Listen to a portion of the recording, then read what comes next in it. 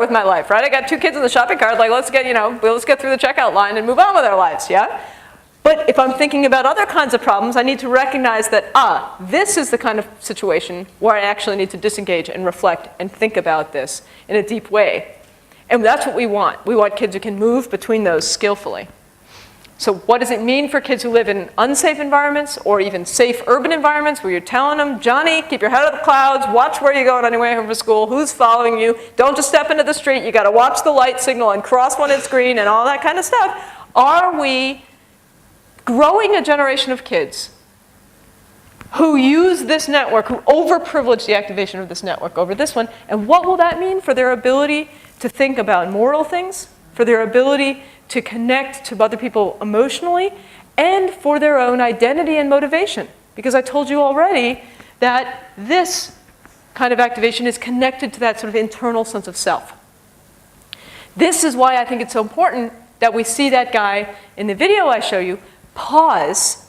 If you remember, as he's telling the story, and then she gave him the cakes that he never gets to have, and blah, blah, blah. And then he stops, and he kind of looks down in his lap for a second or two. And then he comes back and says, and it makes me think about my parents, right? I think he's moving into here. And we actually have good evidence that we're writing up right now, a set of studies that argue for that. So I'll show you those just quickly in a moment. But the idea is that a skilled learner, a wise person, can use these 2 networks appropriately and move. What does it mean for the way kids use technology? I mean, of course, technology provides incredible opportunities for kids to engage with information in ways we never could have a generation ago. I'm not saying technology is bad. But what I'm saying is we need to think about how it's organizing and changing the way kids develop and the way we do as adults. I mean, this is why I leave my cell phone off in the evenings and on weekends. I'm with my kids now. Nobody needs to call me who doesn't know my home number. You know what I mean? Like, I don't want to be listening for it ringing in my purse. I just want to shut it down and be where I am in the moment. But what about kids who constantly have little games in front of them, who constantly have little stuff entertaining them and movies on in the background and stuff? When I was a kid, my mom used to say, we had 4 kids in my family, and we lived on a farm, and it was crazy. And my mom people used to ask her, how do you entertain 4 kids all the time? And she said, I believe in boredom, right? Go find something to do. If you don't, she would used to say, well, I'm bored. Great, there's laundry to fold. I got stuff to do. See ya. All right? We don't give kids enough time for that if they're constantly entertaining themselves.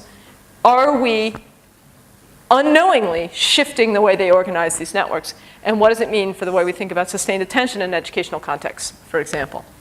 Sustained attention is extremely important. It's a very important predictor of how kids learn. Right? This is Bruce McCandless's work and Michael Posner's work and Helen Neville's work showing that there are differences in abilities for sustained attention with SES, socioeconomic status differences in the US and with other things. And training kids on sustained attention is extremely important for helping them to overcome their academic difficulties. But training kids on attention with a social emotional component to the training program and a reflective component to the training program is ever so much more effective. Nobody seems to know why, but this sort of gives us a clue as to why. Okay. All right, so let's skip over this for now. I'm actually going to skip over this for now. So, well, let's show you this. This is kind of cool. All right. Actually, you know what? Let's show you all of it because you need to know this. Okay. So this is a new paper that we just had in Human Brain Mapping. It's actually not quite out yet. It's in press right now, me and my student Vanessa Singh. And we looked at how when people feel emotions about other people's minds as compared to emotions about their physical circumstances, how neural systems for memory are being activated. Important for education, don't you think? I mean, this is how do we go back and make memories and retrieve memories as we're engaging in these emotion states. And we had a hypothesis that people would need to do this much more in emotions about people's minds because what you need to know to be able to appreciate that lady in Sudan is not in the picture in front of you. It's a whole bunch of complex world knowledge you need to call up. And so we looked at the activation patterns in the hippocampus, which is a part of the brain that's involved in this default mode that I told you about. And it's also a sort of centrally recognized structure important for memory and recall, especially for formation of memories, but also for recall. And so what you see here is the blood flow change over time in this structure of a whole bunch of people together. as they think about the stories for 18 seconds. And the blue line represents the blood flow change over time on average. For compassion, for social pain, green is admiration for virtue. Red is you see somebody break their leg. Yellow is you see somebody solve a Rubik's Cube blindfolded, right? And what you see, and green and gray is not that emotional. Somebody walking down the street, going to work for the day, okay? And what you see is that emotions about people's minds are activating this structure hugely more. And admiration for virtue, which is arguably the most complex cognitive emotion, right? You really need to know a lot to be able to appreciate that woman in Sudan. Even a 15-year-old or a 17-year-old may not fully appreciate her accomplishments the way you do, right? You're activating your hippocampus. What this suggests is that we need to think about ways in education of moving kids from thinking about the concrete implications of actions and what happened and the facts of the story and the facts of the history and all that. You have to know that, because if you don't know that stuff, you can't appreciate the meaning of it. But we often drop it there. If they can regurgitate the facts, then we're done, and not think about, and so, what's the lesson for humanity about the War of 1812? You know what I mean? How do you move from understanding the details of the facts into an abstract understanding that we take away so that we can learn from the history, for example? And it suggests that we're literally engaging memory mechanisms more when you're engaged in these kinds of emotions. And I'll skip this part, it's kind of hard to explain. Okay. So we want to look at another woman. I said to you that I think that these internally focused systems are actually involved with pausing, are actually a platform for this kind of thinking. And these are some brand new data we have. I'm just going to show you a videotape of one woman who was reacting to admiration for virtue stories. And she basically stopped me in the middle and said, you really want to know how I feel? You know, I'm sitting here telling you all this stuff, but you really want to know like how I feel? And I said, well, gee, yes, I would actually. And so this is her response. And as she tells me how she feels, I want you to think about and watch not just what she's saying, but how she's saying it and where she's looking. Watch her attention toward me and in and out of the immediate context into sort of blank space over on the side where I've got a wall. I picked, actually this kind of thing comes up a lot in the data, but I picked an African-American person hoping that her dark face would make it easier to see her eyes. I'm not sure if it shows up well here, but you can sort of get a sense. Just, I know the same thing, like during, I guess what you could say, quote unquote, spiritual experiences. When I did used to like attend church, like if you feel really close to God at a particular moment, I feel the same charge. Or if something resonates with you a lot, or if you think something's beautiful, or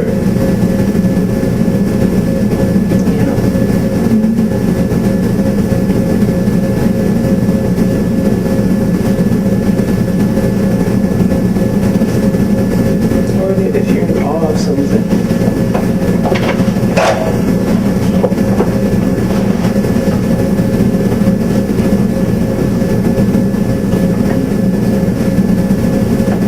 Sort of like tingling.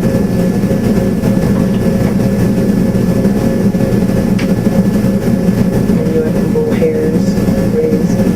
I've never actually looked. Okay. So what do you notice there? Oh, it's kind of hard to see, right? It's quite dark. Oh, I'm sorry, I didn't realize how badly that was projecting. Could you see her? When she starts talking about what I should say, well, quote unquote, spiritual experiences, she turns her head to the side and she's looking up at the white blank wall over there as she's telling me all this stuff. And it's not until she comes back to sort of talking about me, like I've never actually looked, right? Or she turns toward me and she's smiling. You can't even really see her at all. I'm sorry about that. She's smiling at me and we've kind of got this social thing going again, right? But when she's engaging with those embodied sensations again, I mean, what is hairs raising on your body? That's your body's regulation of temperature, right? That is a system there that's meant to keep you warmer when you're too cold. And here you are, stealing it over to be able to appreciate the virtuousness of a person's mind, okay? Same thing again. She's stealing it over. She moves her attention in and out of the environment, and she has these long pauses. So the question is, do those behaviors actually reflect this internal default mode? Are they actually reliant on the ability to pause, or is that just a sort of side thing. So what we have shown now with a set of experiments, me and Simone Schnall and a student, Gabby Pavarini from Cambridge University in England, is that this kind of gaze aversion behavior. Oh, let me tell you something else. It turns out in macaque monkeys, what does that green and blue spot do in a monkey? It controls their attention in and out of the environment and their eye gaze saccades. Oh, see something over there, look at that. Oh, no, there's something over here. Oh, let's look up, wherever the noise is, they move. That region is controlling their attention. So the question is, what is it doing in humans? And what we find is that gaze aversion, looking out away from me and getting kind of in our own world, which is exactly what you would need to do if you want to sort of introspect. It doesn't matter. I can't be making eye contact with you and watching you and paying attention to you and nodding according to your thing. If you really want me to think about what this feels like to me, I got to sort of leave you behind. And I can't be looking at the computer in front of me with a picture of the lady on it that I'm admiring and all that's distracting right now. I need to kind of go away from here mentally. But we don't leave time for that. We don't teach kids skills for that. But it suggests here that we really need to. And in fact, educational interventions that do teach these things, like Mark Brackett at Yale has a lovely set of educational tools for social emotional relevance in the classroom. One of their tools is called the meta moment. And he came to me saying, "Look, can we work together to understand why this thing works so I can refine it?" We don't know why it works, but when you teach kids to take a meta moment, to step out of a situation, reflect quietly on the meaning of that situation, connect it to your past memories of other situations, think about the ideal way to play out this situation and the ideal self you would have in it, and then step back in and actually be that person, it makes a huge difference to kids' lives. Why? Did you have a question? Yes. At what age does Mark start teaching? Elementary. Mm-hmm. Yeah, I'm pretty sure I don't think he's worked with preschoolers, but I know he's working with elementary kids. Yeah. Brackett. He's at Yale. Neil Hawkes with his work on values education. Yes. There's a very similar process called stilling, where the children close. Stilling, perfect. Yes, same idea. And you see what it does, right? So what I'm hoping this neuroscience research will buy you is a new way to expand your thinking about the dimensions of thought that are actually happening during that stilling process, so that you can use them most effectively, not just in little kids, but in big kids and in adults. Exactly. So what we find in the science, and all these things are significant and all that, we're writing this up now, is that gaze aversion correlates with more pausing, slowed speech rate, which is exactly what you'd expect if it's a trade-off with musculoskeletal control. We have two measures of that. Speech rate and gesturing. People gesture less. They kind of put their arms down and leave them there while they do this, compared to when they're admiring somebody's skill. And they slow their speech, and they think about worldly things more, and they talk more about moral values. They say things like, more people in the world should be as dedicated to helping other people, or he gives me hope for humanity. Those kinds of statements and behaviors are significantly correlated with this eye gaze aversion, and they only really happen very much in the conditions of emotions that pertain to other people's minds. So it argues that if we want people to be thinking this way, we need to give them space and room and skills for doing that, which means moving beyond understanding the facts of a situation and the actions in a situation, and imagining the mental qualities that are behind it. Sure. We live in an instant world. Mm-hmm. So we're not really having any time to reflect Yeah. on this. It suggests that might not be beneficial in all cases. That's right. And there's a time for instant world. I mean, when I published the first study of the neural correlates, there was a massive media explosion for a lot of reasons. There was a media person who didn't manage it well at my university and stuff like that. But basically, what it told me was that people were extremely interested around the world. I mean, I got called by the Vatican. It was ridiculous, right? People were extremely interested around the world in understanding how time interacts with these things. Because we did have a finding that I'm not talking about here, but that in the insula, the guts, when you see someone injure themselves, you have a very fast response up and a very fast decline. But when you imagine somebody's social pain and you feel bad from the guy in China, it takes longer for that to ramp up, and it stays for a long time before it goes down. And people took that to mean that, okay, in an instant messenger world, people who engage with these social media and stuff that are very quick, like little text messages and tweets and whatever they are not going to be able to fully engage moral systems for acting. And that was very incendiary. And it's not what I claimed at all, because I would claim that it depends very much what kind of information you're conveying. If you're saying, hey, honey, I'm going to stop and pick up milk, is there anything else we need? I don't need to deeply reflect about the moral implications of that statement, right? And so a text is perfectly appropriate. But if I'm going to, break up with my boyfriend or something, more and more kids, teenagers are doing these things in arguably inappropriate ways, precisely because they're all about the action and not about the mental compassion. So I think we need to be much more nuanced about which kind of thinking we're doing and when it's appropriate to be quick and when it's not. Does that make sense? That's right. But the idea that there's constant bombardment of media exposure, I remember my 6-year-old, we don't watch TV, but occasionally someone will come on, and there was he was about 4 or so, the Olympics were on. That's kind of fun to watch, right? Here's people from all over the world competing in these sports. So we turned it in together, and we were tuned in, and we were watching as a family and watching these people compete. It was pretty cool. Anyway, there's commercials that come on, and he wasn't used to that kind of stuff. And all of a sudden there's some guy getting shot and all this stuff, and then all of a sudden there's a lady all happy talking about her new shaving cream or whatever. And he would say to me, why is she happy if her friend just got killed? And I'm like, no, that was the last thing. Now we're on to a new thing. That guy's dead, it's over, move on. Now we're talking about shaving cream, and next it's gonna be hamburgers, right? He was like, what happened? You know what I mean? And we train kids out of that. We train them to just, here's what happened, move on. And, arguably it's not good for us. Yeah. All right. And just to show you a little more of the brain, because I just love it so much, this is incredibly cool. Literally, my student just sent this to me 2 nights ago so that I could show it to all of you. It's brand new. We correlated how much individual variability, right? There's a lot of individual variability in how much people engage these behaviors across the course of the interview. Some people do it a lot. Some people don't do it a lot. We correlated their score on how much they look away to the brain. And we basically just said, okay, computer, please tell us, are there any places in the brain where this score on how much someone's gaze averts actually predicts individual differences in how much a brain area activates in admiration for virtue condition, when they say, I feel really strongly. And then we also did it for admiration for skill. What do we find? Exactly this region. Like the brain's facing the other way. I'm sorry, the picture's backwards, but it's exactly this region again, that internally focused network. And these are the 2 places on the sides that allow you to flip back and forth between attention states, outward and inward.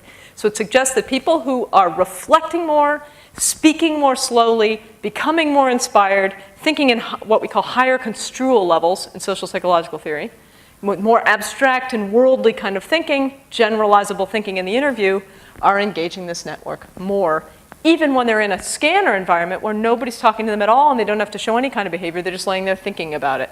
It's like it's a habit, right? A way of thinking has shaped the way their brain's activating. That's pretty powerful, right? And guess what? Just like you would predict, what does it look like in admiration for skill? When the person says, oh, I really admire the way that basketball player shoots that free throw line, that's so cool. Nothing. There is nowhere in the brain that correlates with that behavior. All right. So you just need a little sense of the cultural differences. Right? Yeah. So this has been replicated twice. What it means we don't know, but I know that it's reliable now.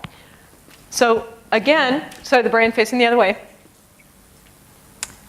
I'll just point out a couple of things. This is compassion for social pain, like feeling bad for that guy in China watching his mom, compared to everyday social situations. It's a contrast. Again, we're subtracting again. You back with me on that? Because what way I'm analyzing this data is very important for how you make sense of it. And it's showing me places that are more active in a group of Americans now. These are 18 to 26-year-old Americans now. It's a new data set.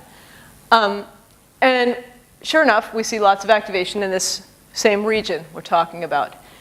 And that activation, another way to show it is the change in time over the blood flow associated on average with particular conditions. So blue, again, is compassion for social pain. Green is admiration for virtue. When you're feeling those emotions and you say you are, I've already shown you that you get activation in that region, right? The blood flow goes up and comes down again. That's what I've been showing you all along. This is control. The gray line is, I'm not all that moved by this story right now, okay? And I was a good American. I designed the experiment. This is exactly what I wanted it to do. And then we ran it in Beijing. And what did we get? Nothing. Strange, right? Very strange. Nothing in the midbrain either. But down in the medulla, it's still going down. So something's happening. And by the way, there's no difference in the reported strength of emotion between these groups. So it's not like the Chinese people weren't moved by our stimuli or by the experiment. They said, I feel really strongly right now, to the same degree that these guys did. So what is this about? So you have to probe deeper. Remember I told you it's a contrast. It's a subtraction. So we looked at what's going on. And what is going on? Admiration for virtue, green, just like that one. Compassion for social pain, blue, it's just like that one. You can't interpret any of the differences between them. The difference is in the control. It looks like in China, even when people are saying, well, there's no physical implications here. This person's not breaking their leg or doing anything really skillful. There's no really emotional implications at all. I don't find this all that moving right now, honestly. And yet, it's as if they're more ready to look for the emotional and moral sort of introspective implications, the kind of group level psychological implications. Is as a group, and there's a lot of individual variability. A lot of Americans look like this, a lot of Chinese look like that. Okay, this is just at the group level. But you know, what it kind of suggests is that the cultural ways in which people are taught to engage with each other in a more, what has been described as a more collectivist kind of orientation, a more sort of less individual and more sort of interdependent kind of social orientation is actually shaping the way they engage these brain systems that, again, are responsible for the feeling of your own self. So it suggests that the experience of self may be different, shaped in your culture. We also ran a group of first-generation Chinese Americans at USC. Their parents are Chinese, but they were born in the US or in the very young. What do they look like? These guys. Okay? Okay. All right. Okay. This is with another data set yet. The same region of the brain. I'm sorry, the pictures are flipping back and forth, but this is the same contrast you've been looking at, just reproduced with a new data set, new stories, right? Emotions about people's physical bodies, emotions about people's minds.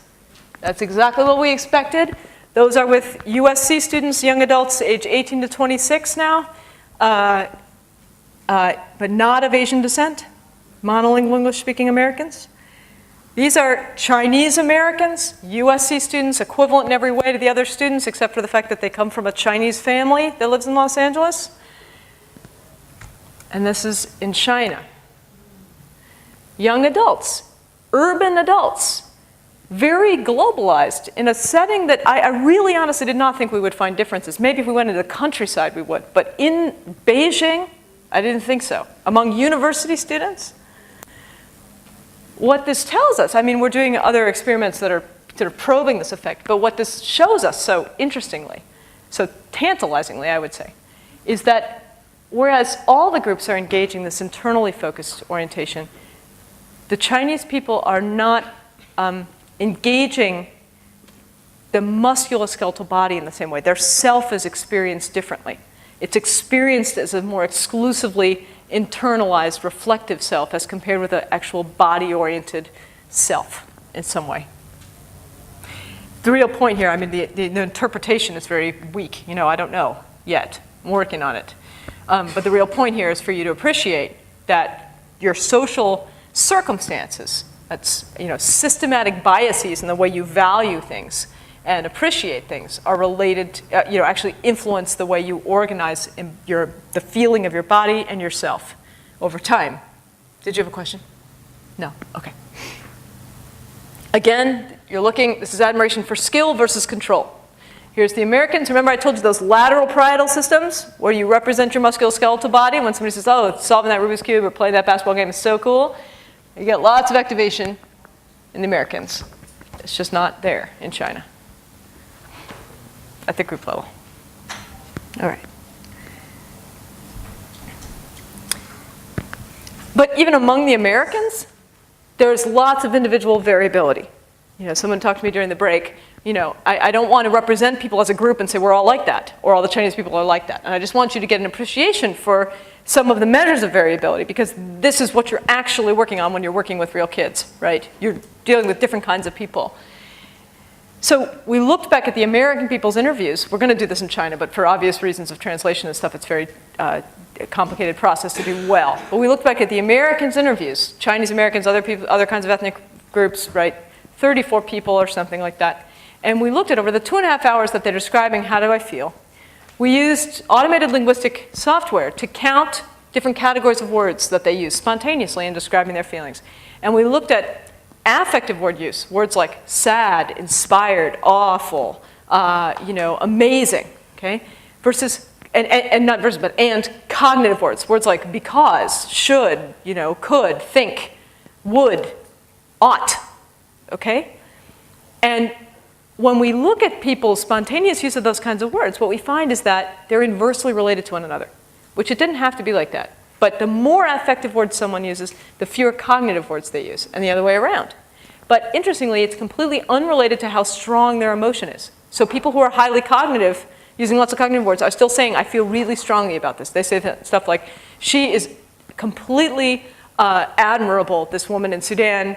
The things that she's accomplished, I can't believe someone could have done that given her circumstances, right? We ought to think hard about what this means. Okay, they say stuff like that. So it's not that they're not moved. So there's an inverse correlation between those, and when we take that score, this is just being written up right now, when you take that score of how cognitive somebody's speech is versus, and there's also tons of variability, look at the green dots all over the place, each one represents a person, right? But if you take their score on this, how much affective versus cognitive, and you say to the algorithm again, tell me where in the brain is correlated, when someone feels emotion, is correlated with how they talk in the interview in this way, and also during control stories, what do you find? In control stories, you find nothing. In emotion stories of all sorts, you basically get, there's our friend the insula again, the feeling of your guts. Again, lateral parietal systems, this postcentral gyrus is literally primary somatosensory cortex for your body. If I poke you and you say, yeah, I feel that, this is where you feel it. So it's as if, so what this tells us is that the more affective somebody's style and the less cognitive their style, the more they are actually using the feeling of their body as a platform on which to play out the meaning of situations. It's like a different style of emoting. Does that make sense? So some people seem to be very cognitive, and some people seem to be more embodied.